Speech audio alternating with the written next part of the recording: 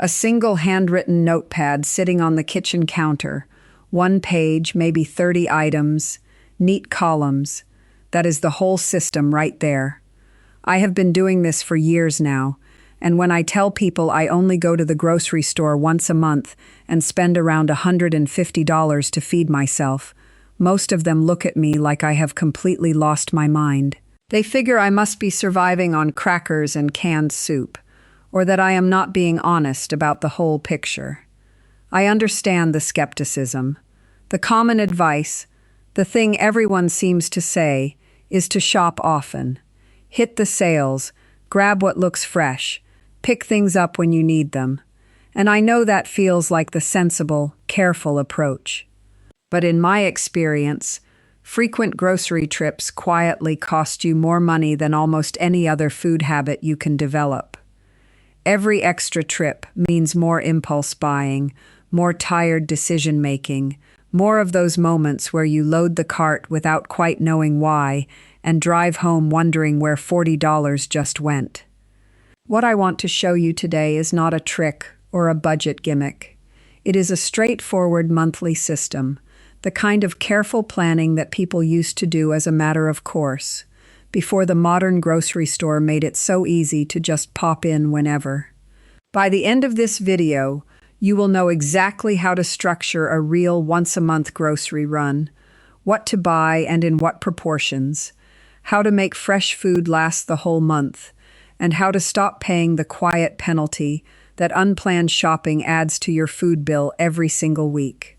If you want the full step-by-step laid out in one place, every category, every storage method, and a complete framework for building your own monthly list from scratch, open the camera app on your phone and point it at the QR code sitting right now in the top right corner of this screen.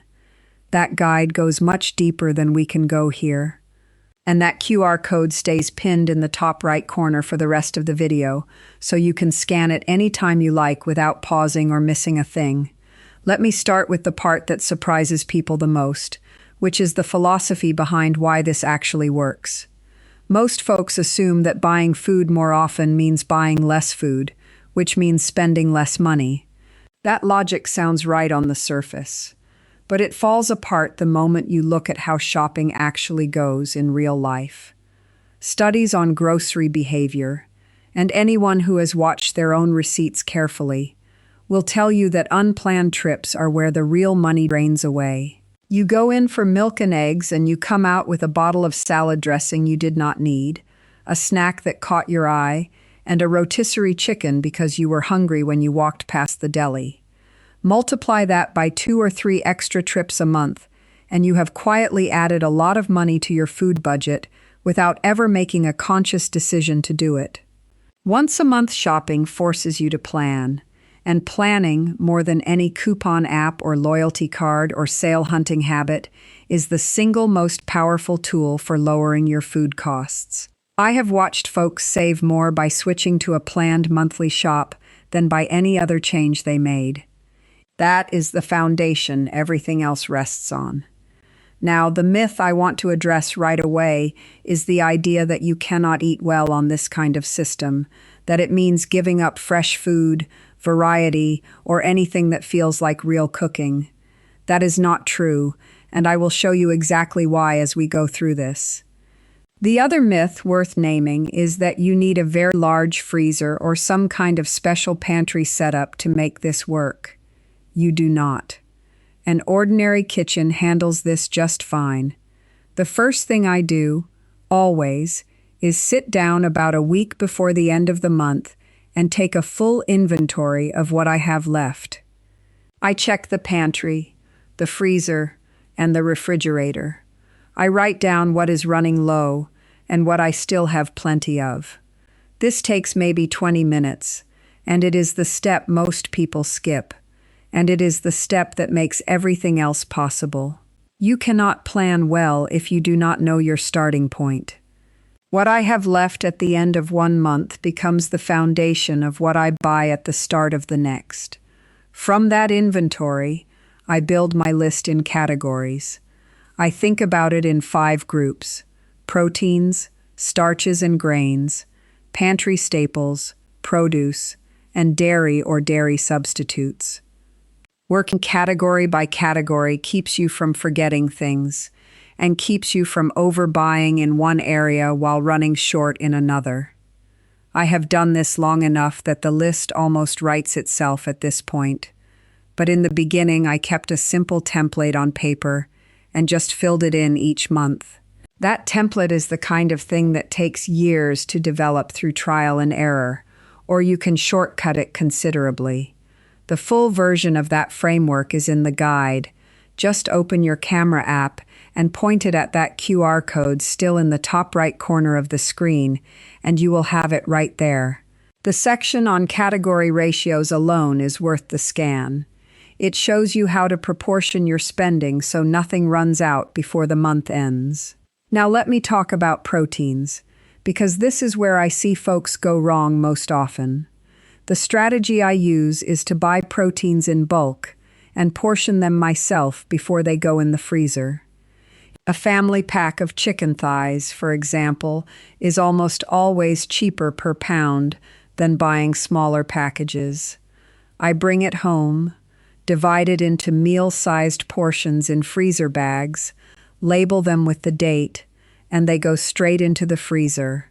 Same with ground beef, pork chops, and fish if I can find it at a reasonable price. A rough rule I have settled on over the years. I plan for roughly one protein-centered meal per day, and I buy accordingly. That sounds obvious, but doing the actual math before you go, figuring out the number of meals and the portions you need, is what keeps you from running short in week 3 or overbuying in week 1. For starches and grains, dried beans and lentils, rice, pasta, oats, and flour are the backbone of a monthly pantry. These store practically forever, they are inexpensive, and they stretch a meal further than almost anything else. I keep a running stock of these and only replenish what is genuinely low. This is one area where once-a-month shopping has a real structural advantage over weekly shopping.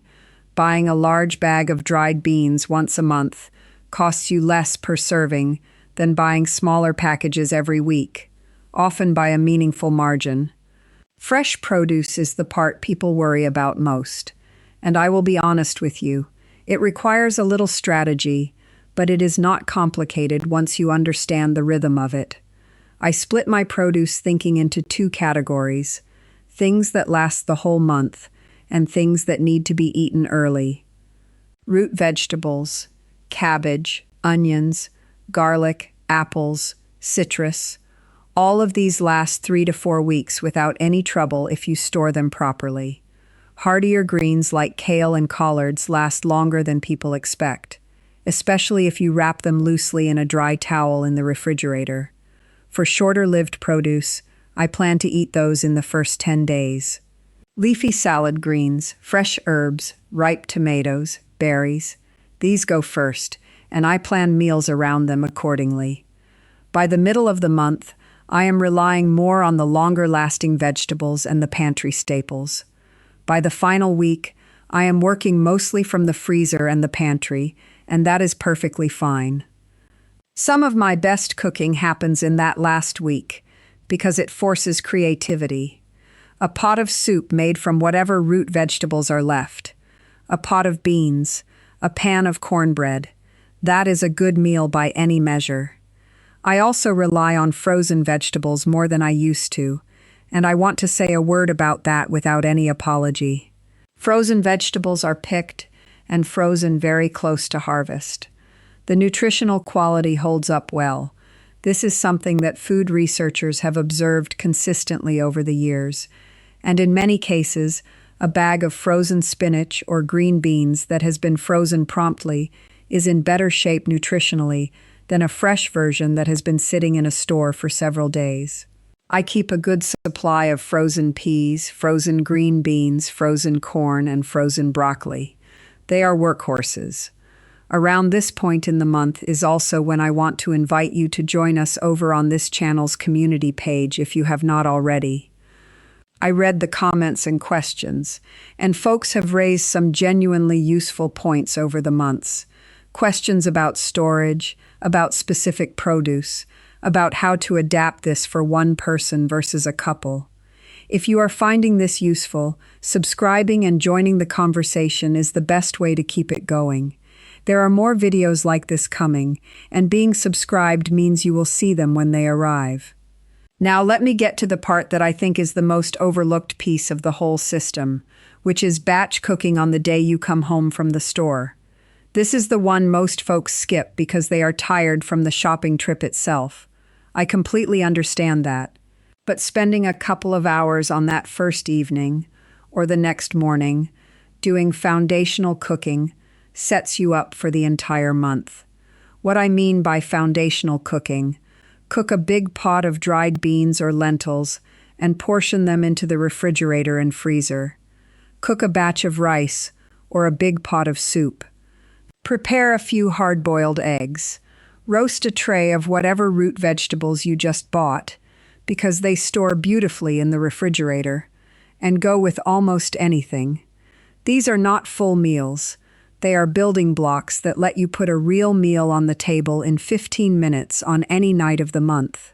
Everything I just walked through, the full sequence, from taking inventory to batch cooking, organized in the order I actually do it, is laid out step by step in the guide.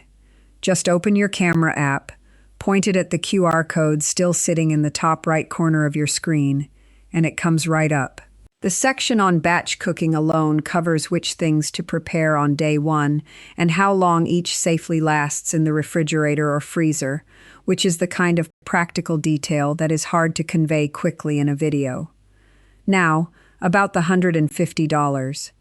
I want to be honest that this number will vary depending on where you live, whether prices in your area are higher or lower, how many people you are feeding, and whether you have particular dietary needs. What I can tell you is the proportional breakdown that works for me, and it has stayed fairly consistent over time. Proteins take the largest share, roughly a third of the total budget. Pantry staples like grains, dried beans, oils, and canned goods take another third. Produce, dairy, and everything else fills in the rest. When I am making choices at the store, and I feel the pull towards something that is not on my list, I ask myself one question: is this replacing something I already planned for, or is it extra?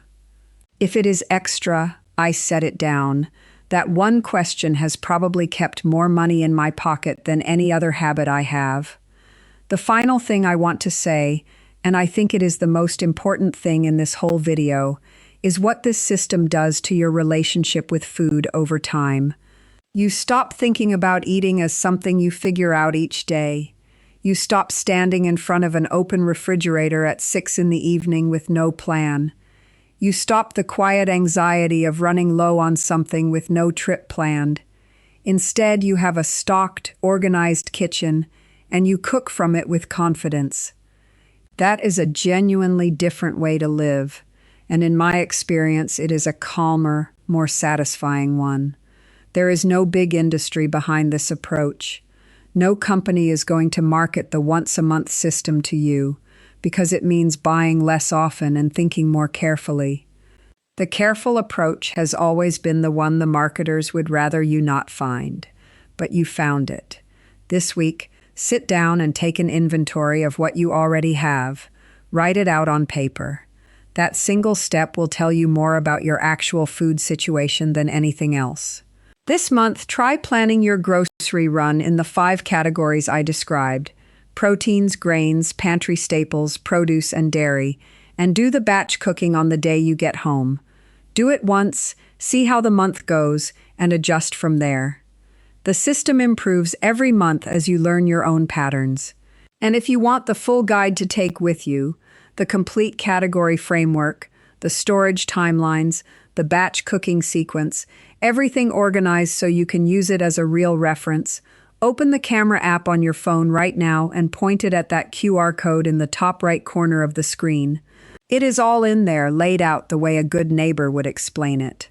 Plain, practical, and in the right order. If this kind of thinking appeals to you, the next video I want you to watch is about building a 3-month emergency pantry on a modest budget. The same careful approach, applied to longer-term food security. I think you will find it useful. Thank you for spending this time with me. Leave a comment below and tell me, do you shop once a month, once a week, or something in between? And has anyone in your family ever kept a kitchen that ran this way? I read every one, and I would genuinely love to hear. If you are not subscribed yet, please do. There is more of this kind of thinking coming, and I would like you to be here for it.